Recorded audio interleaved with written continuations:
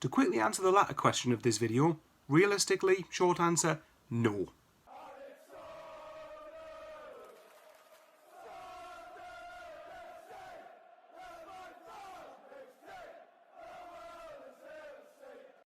Long answer. Well, first of all, safe trip to everyone who went to Cardiff because, as you guys know, it's not exactly a short journey, is it? It's a pretty long journey. I mean, thankfully I didn't go, but, you know, Acacia, Cameron Jude, great friend of mine, she did go with her mother, Nikki, two class people, by the way. I'm sure they definitely enjoyed it.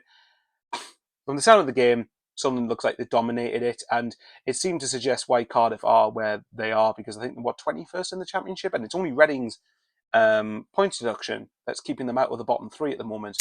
And it sounds like that the main reason they're there is because they look a bit toothless, to be honest, going forward. And obviously, so Sunderland really had to keep a clean sheet, let's be honest. And thankfully we did. And again, proves my point. Keep clean sheet, you only need one goal to win. If I was to go over the goal itself, bit unlucky for Pritchard hitting the post, but then we got very lucky, I suppose, in the way the ball bounced off the post and fell right into the path of Cirkin. Keeper was on the floor, and he basically just taps it from 2 yards into an empty into the roof of the net to send the away fans jubilant, I am sure. But point is, it's a big win in that regard. Now let's talk about the top six, because I know that's what a lot of people are going to think. For me, this game had to be, if we were really serious about looking for the top six, this game for me was a must win. We needed to get 3 points from it, and thankfully we have done.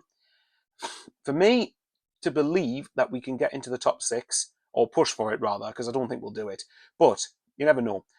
For me, I'm going to wait for another week and a bit. I'm going to wait and see what happens after the Huddersfield game.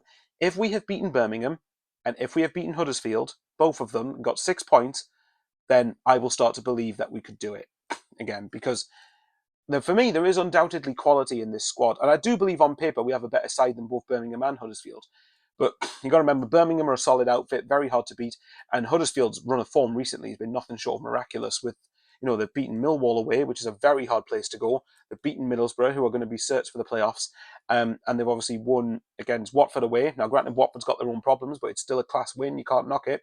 And obviously, I watched the game against Blackburn, and okay, Blackburn definitely did deserve a point. But Huddersfield really showed why Warnock will give them a chance of staying up, and will keep them up, if you look for my predictions. So they're both going to be tough. They're not going to be anything easy. Big is, though, Sunderland, if there's going to be one big criticism of Sunderland this season, it's the home form.